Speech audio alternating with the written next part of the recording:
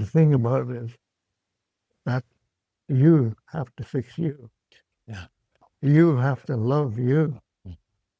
You have to respect you. And you have to know who you come from, who you belong to, and that you are a human being. So that's one of the hardest things to accept.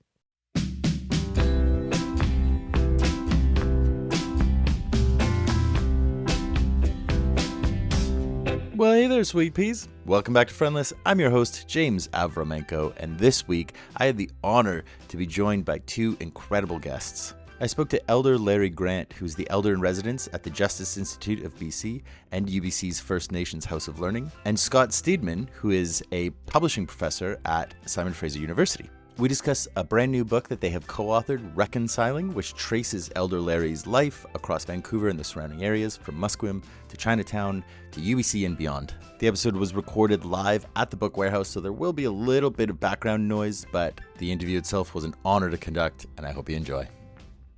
Well, this week on Friendless, we are joined by two incredible guests that I have been really excited to chat with. I am honored to be joined by Elder Larry Grant, the Elder in Residence at the Justice Institute of BC and the University of British Columbia's First Nations House of Learning. He's an elder of the Vancouver Chinese community and the Musqueam Indian Band. I'm also joined by his co-author with his new book, Reconciling, Scott Steedman, who is a writer, an editor, and a professor in the publishing program at the Simon Fraser University. So let me start off by just saying thank you very much to both of you for joining me. I really appreciate this. Quite an honor. I mean, the honor is completely mine, but I'll take it, you know.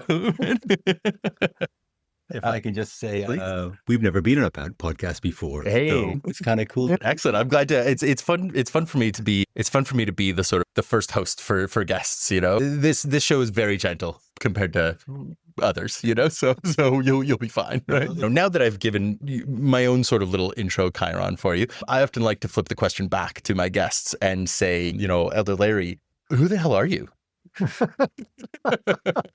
I wish I knew. I thought I knew. I'm a Musqueam person, right from birth. And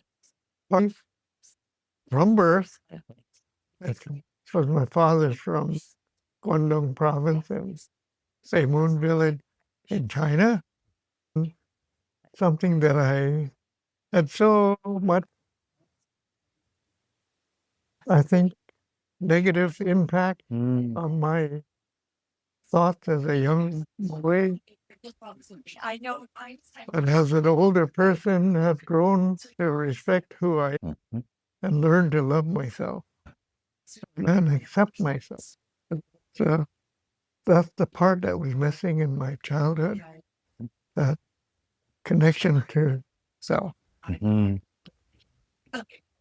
created by the social injustices that were prevailing at the time of my youth. But today, I think I'm beginning to be more recognized about the social injustice issues, and I attribute a lot of that to my partner here, Scott, having the nice words to say about me and make me sound intelligent. You wanna give a little follow up on that? Sure. I mean, I appreciate Larry saying that, but of course, most of the intelligent words in the book come from your mouth. Like, come up. Occasionally, I paraphrased. The interesting thing in a way is that I'm a settler by definition. My family's Scottish origin. I once did a DNA test and I come out 99.2% Scottish, which is so boring. But I'm a complete mongrel. I grew up in Australia. My mom's Australian, of Scottish stock, another settler culture. And then I've actually got 4 nationalities. I've also lived for long periods in the UK, London, not Scotland, but in France. So I know about colonization just from having lived with the colonizers. Of course. And how little they care about Canada, but that's another story. And if I could just say, the other thing is I'm someone who's very curious, a reader, and meeting Larry, I was just fascinated by his story and unraveling it, which is what we've done in this book. Yeah. Thank you both so much. So one of the first things that really struck me in reading the book was the specificity of the sites in Vancouver. You know, whether it's, Musqueam, whether it's Chinatown, the Fraser River, UBC, the surrounding area. We're talking about Marine Drive and Marpole.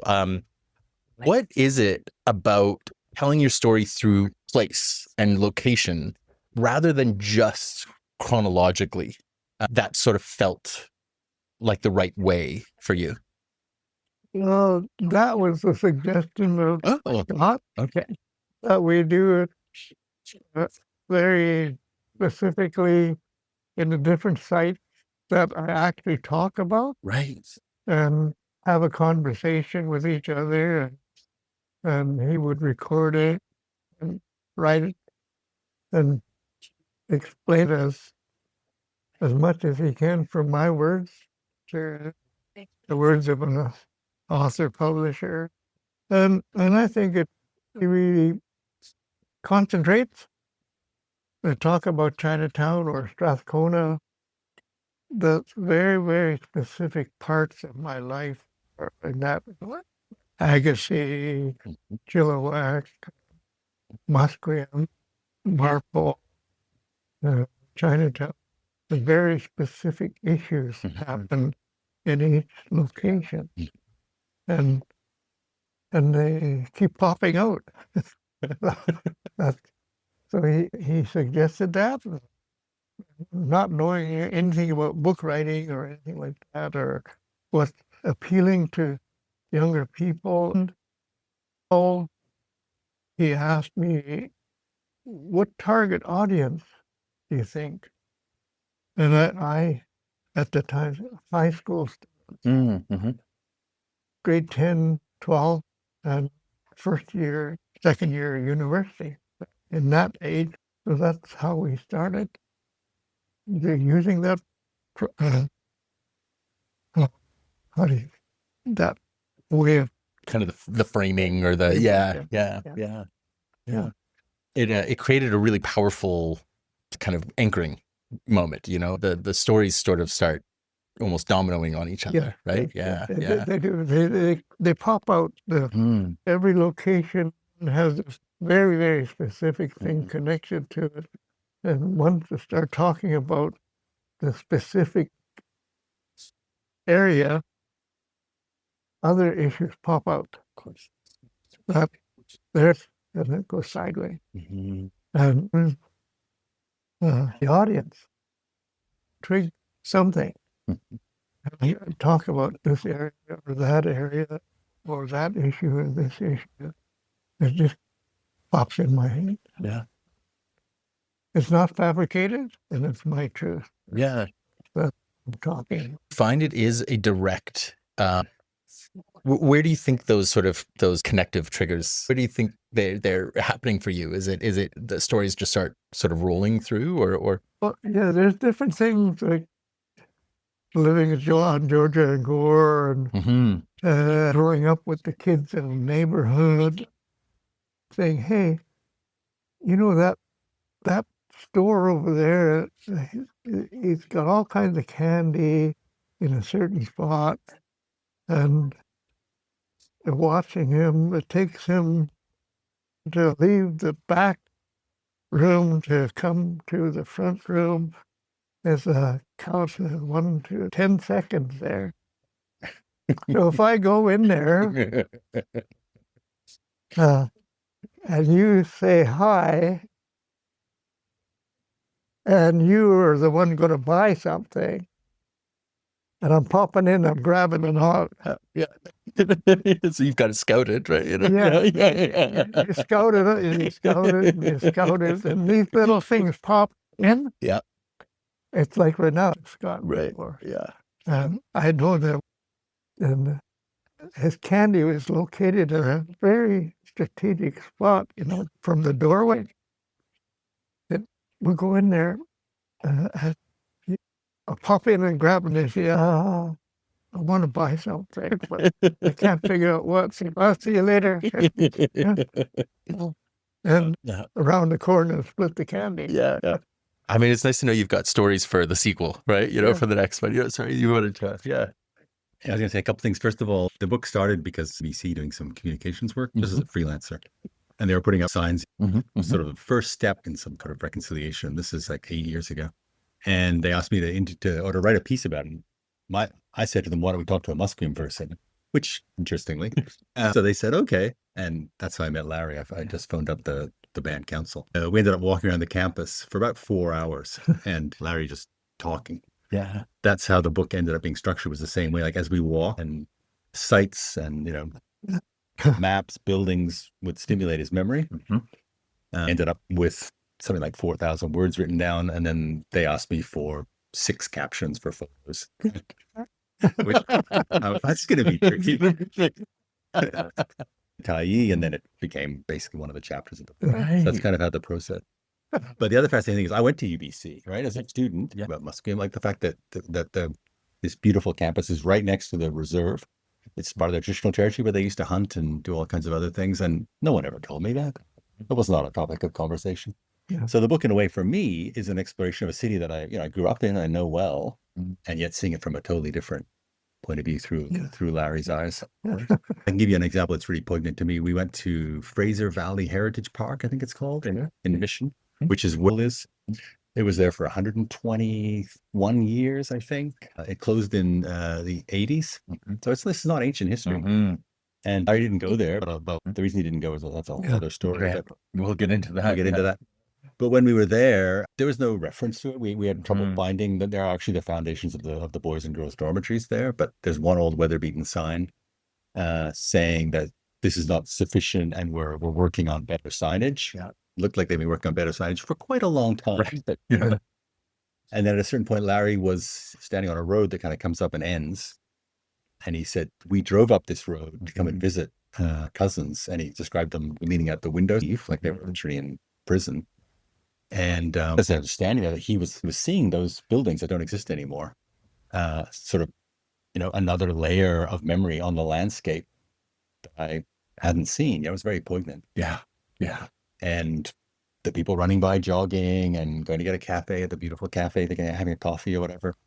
They don't know about that history of that place. But for Larry, it's very poignant. Yeah. And alive, right? I wonder about that a lot, about the idea of, how do we learn these stories, because to run by it would to the runner just look like a piece of land, and I think that, this book is just, one of the pieces on that road of how to make people understand what has. The hardest part of a lot of those buildings is the memories they trigger, violence and abuse. The survivors were. My wife went to Port Alberni residential school, and when she told me they're going to tear down Indian residential school that was on the reserve, God, they should save one part of it before. Right. But after we want to save one of those buildings for, there's so much hurt. And I said, there should be a monument then, some kind of stone cairn or something that says, this is the site of the Port Alberni Indian Residential School that was built such and such a date and torn down in such and such a date. So that the grandkids, the great-grandkids can say, oh, this is where it was. I heard the stories, but we don't know where it was. And that's what I worry about, is if we completely raise it, then that memory will be lost too quickly, and if there isn't something reminding us, then it's easier to brush it aside, right? Yeah. But without it also then on the other side kind of becoming a I don't know, in itself too destructive, or right, yeah. Because on that issue, prior to us working together, the federal government allocated something like $1,200 or $1,500 to each native to do something to commemorate the closing of the Indian residential schools. And it wasn't enough to do anything. It was just enough for it might have been enough for half a community dinner. So quite a few of the leadership got together and said we should pool our resources and have a little conference and talk about it and understand better preserving the history and the effects of the Indian residential school. My suggestion was that at Victory Square here in Vancouver, there should be, beside the cenotaph, another cairn to indicate the rights and title to the land and what it was about the residential school students that never went home. Yes. Not because they didn't have a home to go to, but mentally couldn't fit in any longer. They couldn't recognize their families, their language, their culture. All of that was memories that were very traumatic to them. In every provincial, like Victoria, all of all the capital, every capital city, and there should be one beside in Ottawa on the hill beside the eternal flame of the unknown soldier, because we have survivors that don't know where to go, don't know who they belong to, and don't know why they don't know.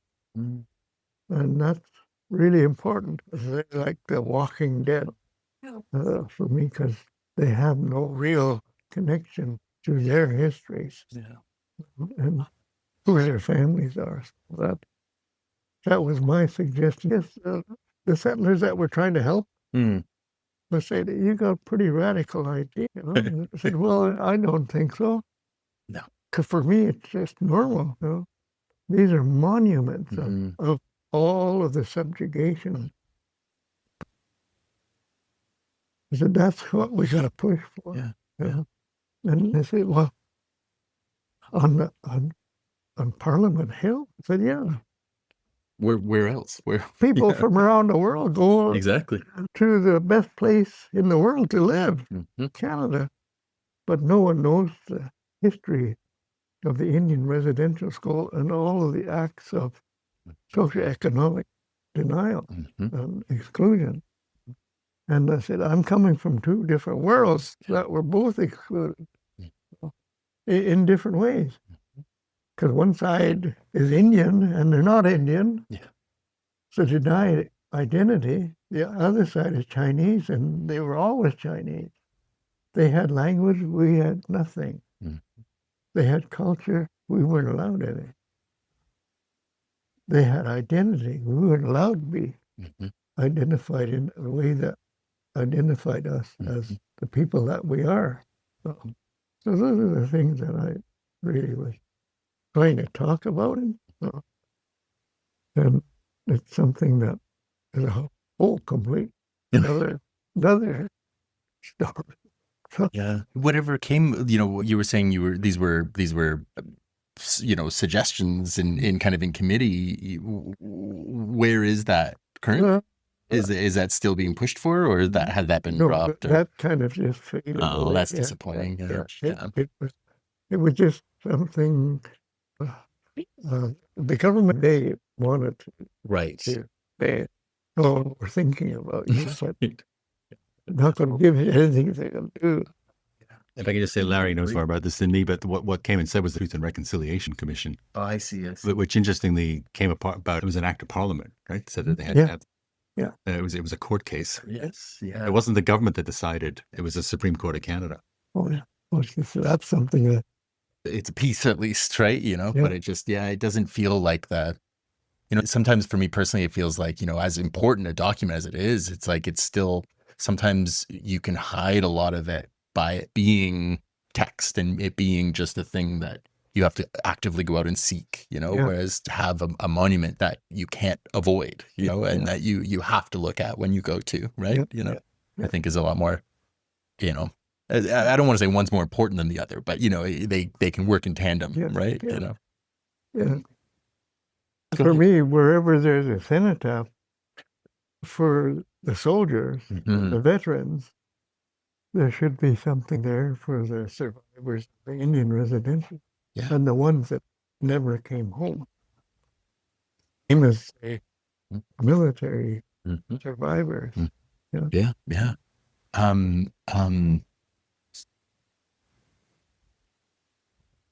An element that you talk a lot about throughout the book is the idea of to not belong was forced upon you,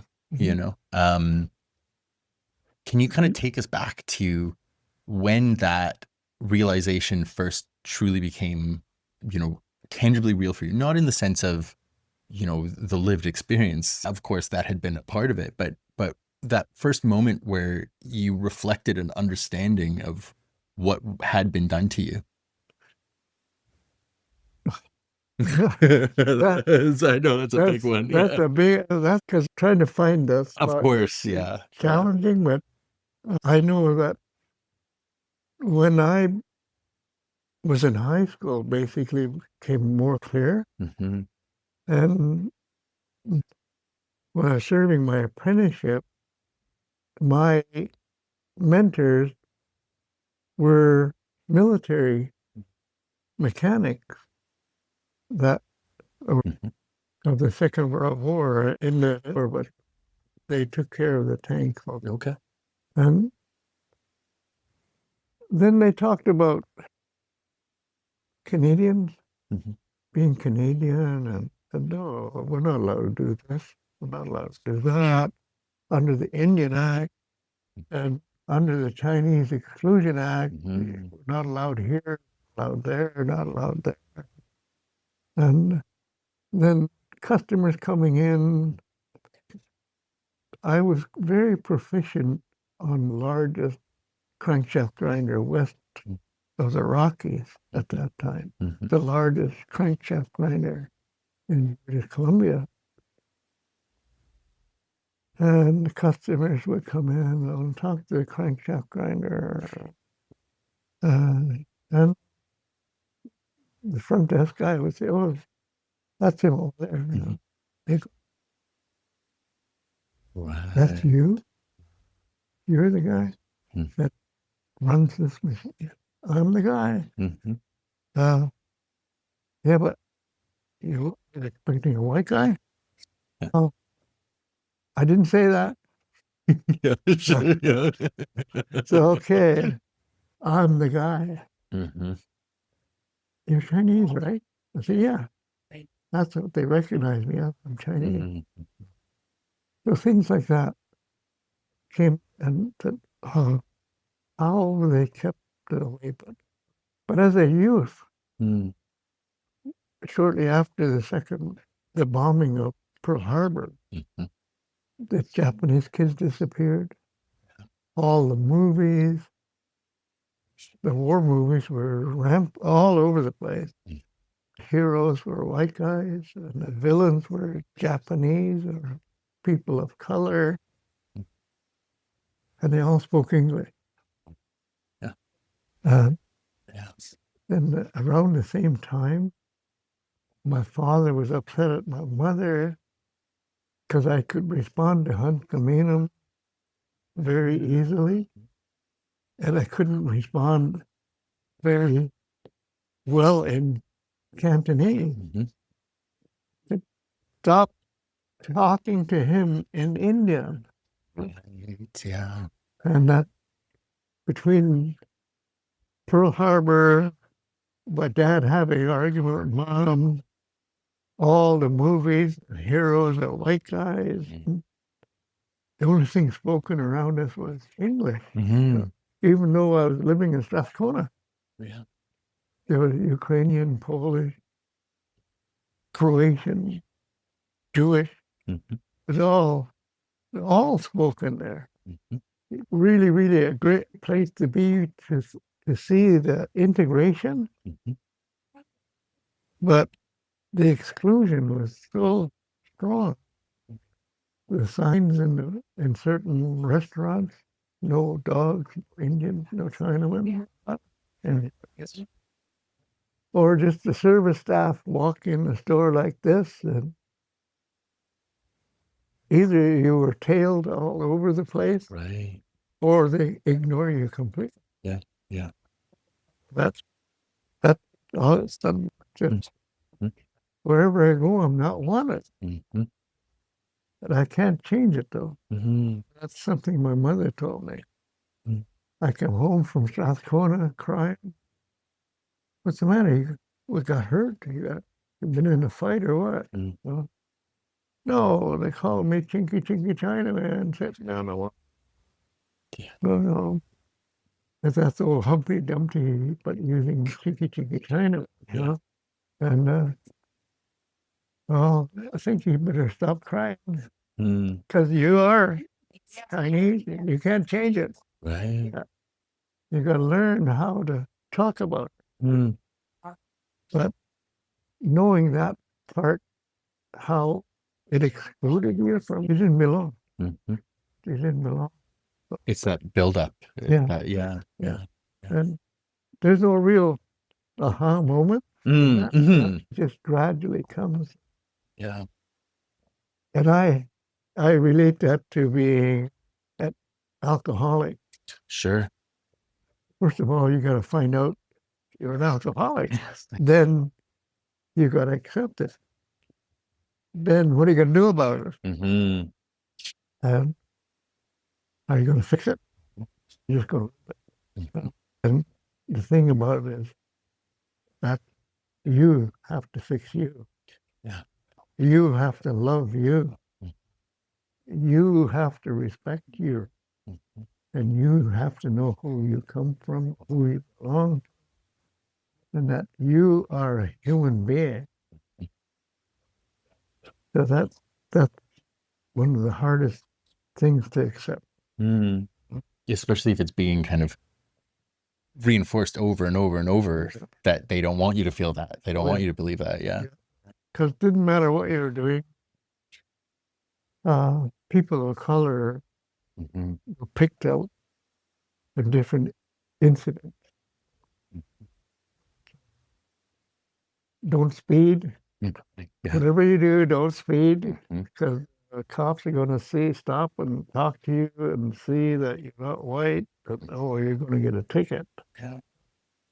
And the white guy's not, he's going to get a warning. Mm-hmm. Mm-hmm. And don't spit on the street in front of a cop, whatever you do. Teenagers at that time always chewing tobacco, Mm-hmm. everybody spat all over the place. But there's a bylaw that says no spitting on the sidewalk. Mm-hmm. Don't spit anywhere near a cop Mm-hmm. because they're going to come over and ball you up. Yeah. And it's not going to bother the white guy. Mm. It's going to bother you. Mm-hmm. So that happened quite often. We were stopped on Hastings Street there by 316, Mm-hmm. the old 316. And I'm with the Irishman, the Polish guy, and Chinese guy, and spitting on the sidewalk, walking road, teenagers, you know. How far can you spit, you know? Kind of thing.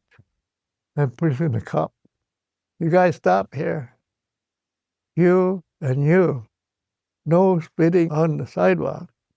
So Oh my God. He was spitting too. And see him. Yes. Unreal. Yeah. Yeah. Yeah. Things like that. Yeah.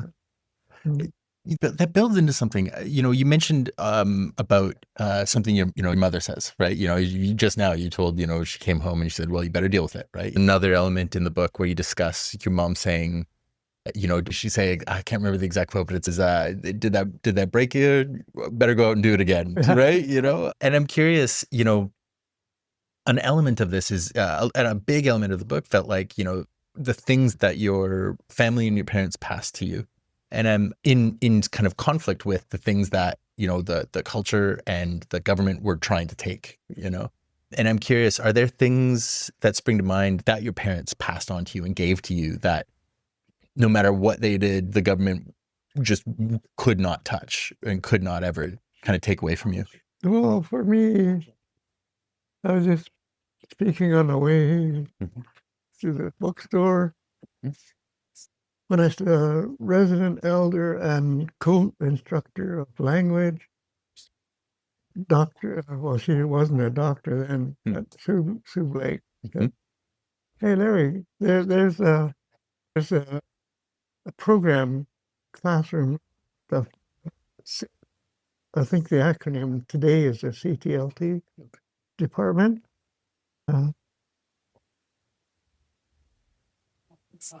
Teaching and learning technology. Okay. Yeah. And it's about classroom behavior and ethics. You've never been in a classroom teaching anything. So come on, it'll help you learn how to behave in the classroom. Right. Away I go, a half-hour presentation, or 45-minute presentation. Got any questions? No, no question.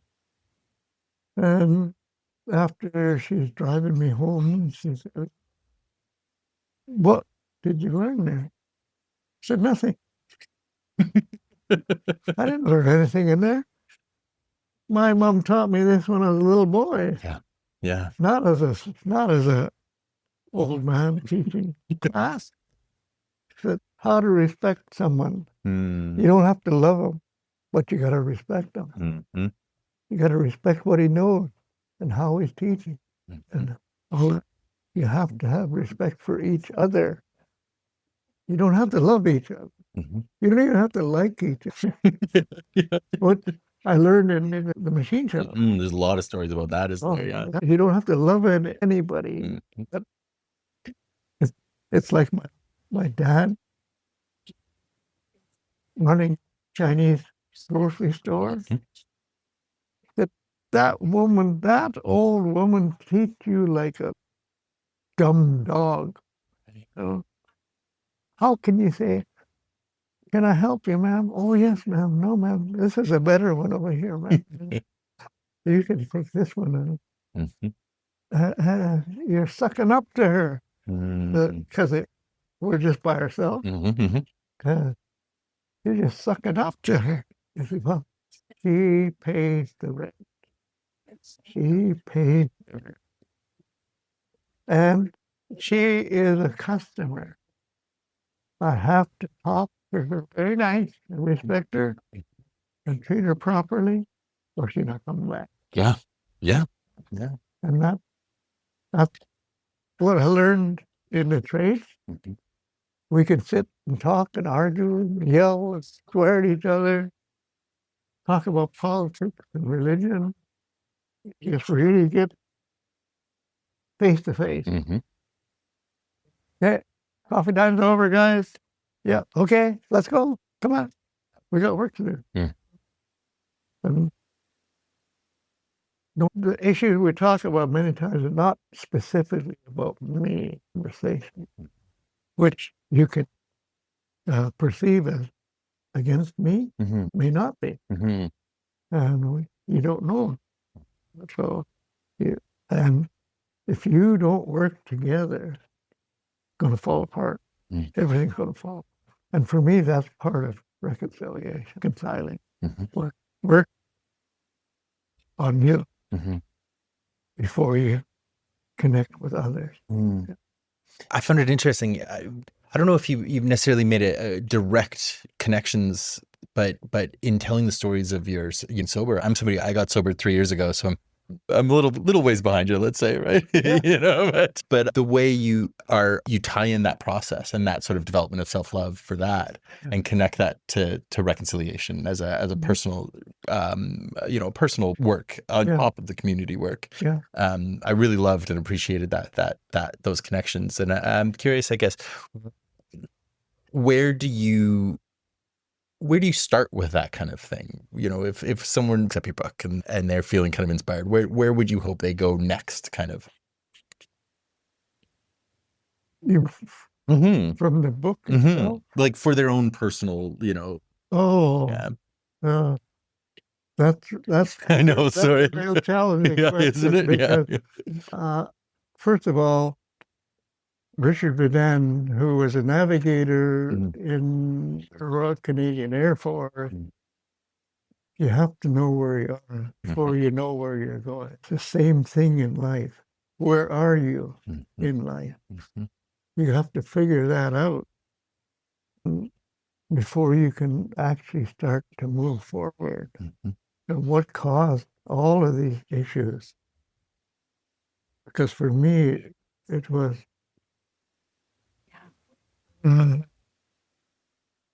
the girlfriend I had at the time. She says, "You're just an effing alcoholic. What the hell are you doing? Why can't you slow down?" So I go in for two beers. Is Turns into more than two. 2 beers. It means closing time. And that is something that I had been trying to stop, actually slow down 4 years, but going in for 2 beers doesn't work. And ended up stopping cold turkey because my young brother and older brother says, "You drink more than I do, for Pete's sake." And I drink a lot. Kid brother says, "I don't even drink. I can't drink." And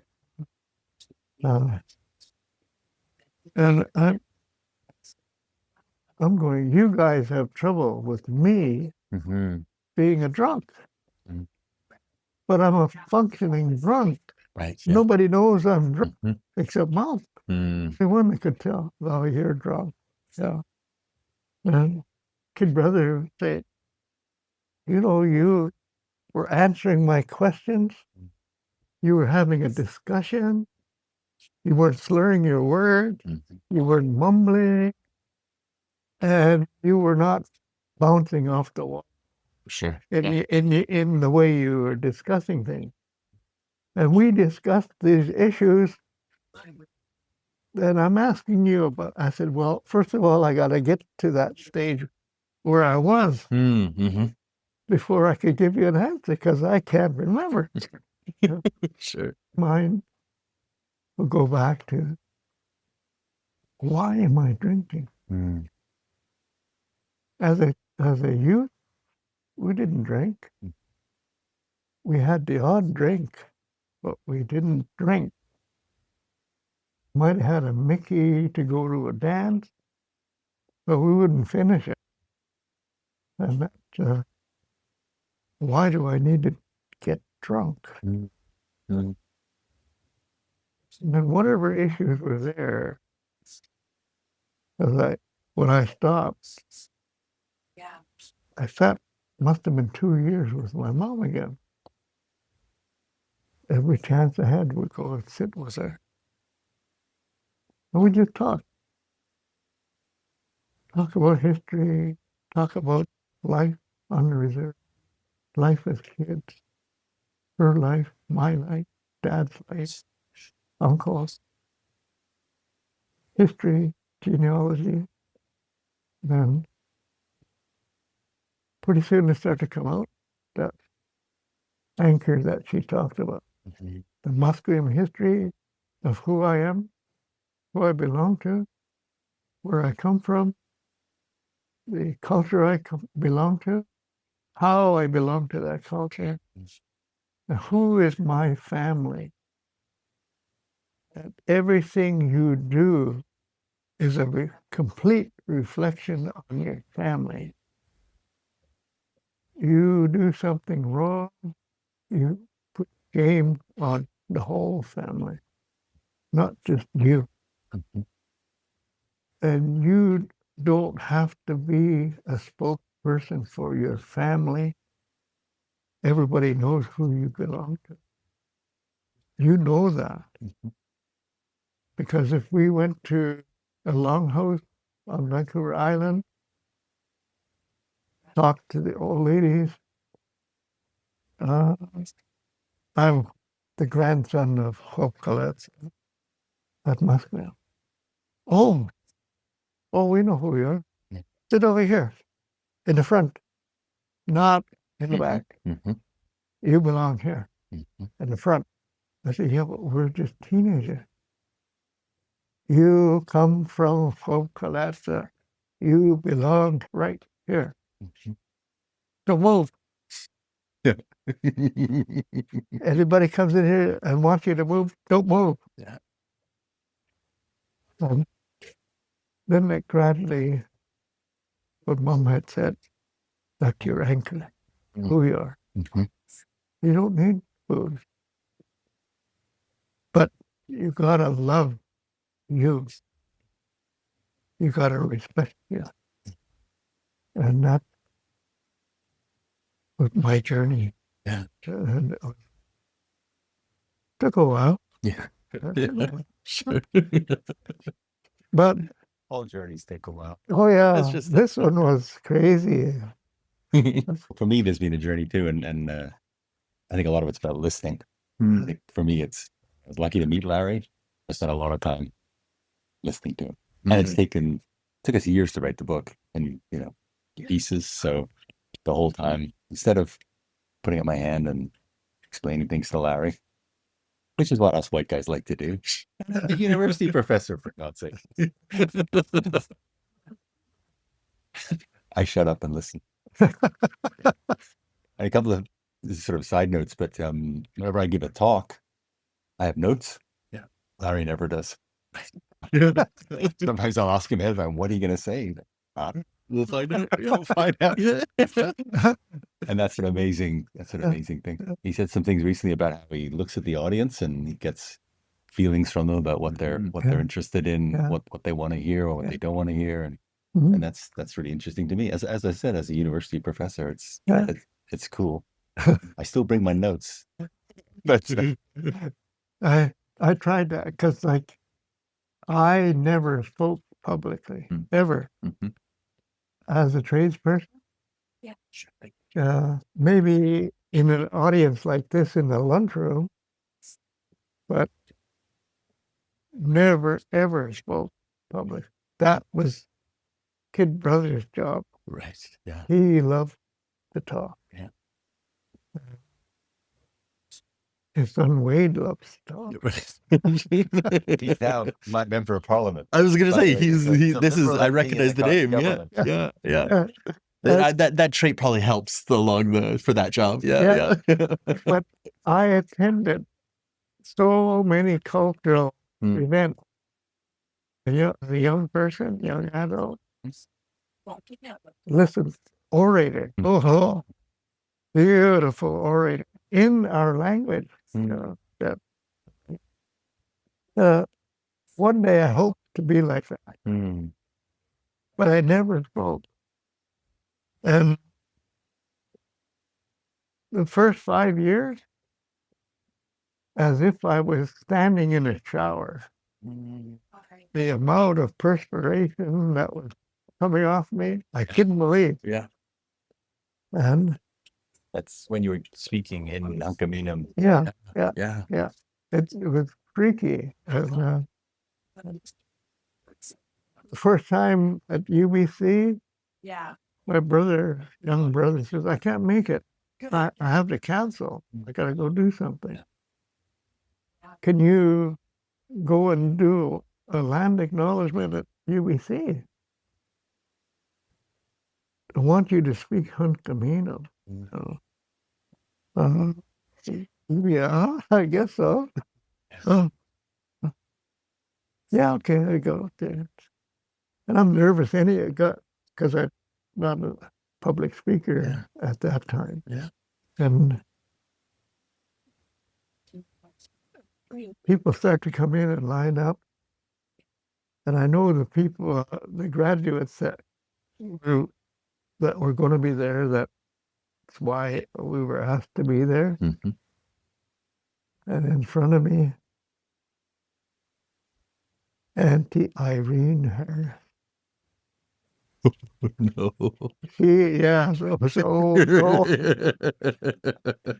Auntie Irene and Mom, they could sit and talk for a month in the house. Never leave the house. Talk for a month. One Hunkaminam, and other in Hulkaminam. Never once switch dialect. And I'm going to do a land acknowledgement with her standing there. Then I opened up and talked. And she just sitting there like this. Mm-hmm. Could see her mouth moving. Yes. And I go, I'm okay. Yeah. Didn't go like this. She kept going like this. So, but it was about 5 years before that perspiration stopped. But it's still there, but it's always going to be a little there, right? And you've said before that when you spoke, you felt your mother speaking through you, or your aunties, like Auntie. Oh yeah, which is kind of a weird sensation, no? yeah.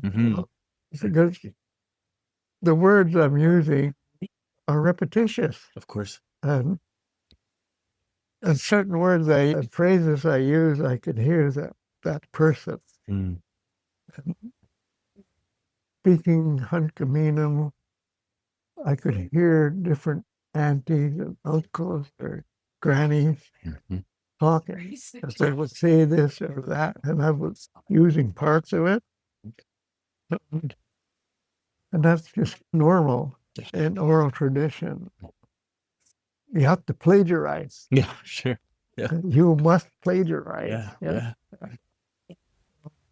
That's could actually hear different ancestors. And it gets really freaky. Yeah. And the hardest part was seeing them in dreams or hearing, not actually seeing specific people, seeing ancestors talking in a dream. In our culture, that's something that's scary. In your dream, they're asking you to join. Oh. Yeah. Oh, yeah. Gotcha. Okay. Yeah. So I'm telling my wife this. I said, I think something's going to happen sometime, pretty soon. And we talked for a few weeks, discussing the different dreams. I don't normally remember dreams, but these ones were there. And said, no, they're helping you. They're helping you. They're encouraging you. Keep talking. Yeah. Okay. How about that? Really scary. Yeah. I was being given the time cue here. I have thousands more questions, it feels like. I'd love to hear from you about, but we're running out of time for this. But in closing, God, I have to pick one of the questions. I guess in connection to, with reconciliation never truly being finished, what at least would be sort of the next steps that you hope are taken in this process, not only by yourself, but by our community and by our country at large? what are some of the things you hope to see in the near future? Well, basically, I would really like to see our settler community and the Indian community understanding the backstory of the Indian Act, the Indian Residential School Act, and all of the effects of social economic denial, which worked on both parts, not just the one side, because the socioeconomic denial is self-inflicted in settler communities, where you leave your country, you leave your culture, you leave your language, and your spirituality, you leave it, come into another country, and you have to learn to belong in another country. So unless you find out all of those issues that that the human really needs connection as a human being, that we begin to respect each other, knowing our backstory. So this is something that I think the settler community are not fully aware. There are not just specific refugee immigrants. The whole immigrant population are refugees, in the sense they have left their country something better. And that is what refugees do. Going to find something better, place to live in and exist. Understand each other more fully is really the next step. Understand each other. Best I can do that. I mean, I love it. Thank you. Yeah. I was just going to add, I mean, for me, it's about building bridges, and I've spent a lot of time with Larry. It's been fascinating. But I'm seeing, like, for instance, we did a talk, or Larry did a talk at St. George's School the other day, which is from the Reserve, very posh private school. And the reason we did it was one of the associate principal, his daughter, got really interested in Musqueam, started going out on the Reserve, and took Larry's course, and is now speaking Uncaminum, which to me is like, I don't know where that came from, but Amazing. Yeah. how old was she? 16? Yeah. It's amazing. Yeah. And it's like, it's those kind of building bridges. Yeah. And for those boys at St. George's, they literally are your neighbors. Yeah. And yet, what do they know about Musqueam culture, or how many times have they been to the Reserve? No. They're rugby players. Yeah. Amazing. I want to thank you so much, the both of you, for coming on and chatting with me. And the book is Reconciling, and it's an unbelievable read. I couldn't be more honored to have spoken to the both of you today. So thank you. Can I just add one thing? Please. This is I think the 24th event that Larry and I have done since the book came out. There are a lot of things he says that aren't in the book. Yeah. And it was true today. Half the stories, we got a big laugh from the crowd there. Yeah. Half the things he said today, I'm cursing him, and I'm going, that should be in the book, Larry. I'm sorry. But they come out. They just Exactly. Yeah. They just come out. And the hand gestures as well. Those are good. That's the.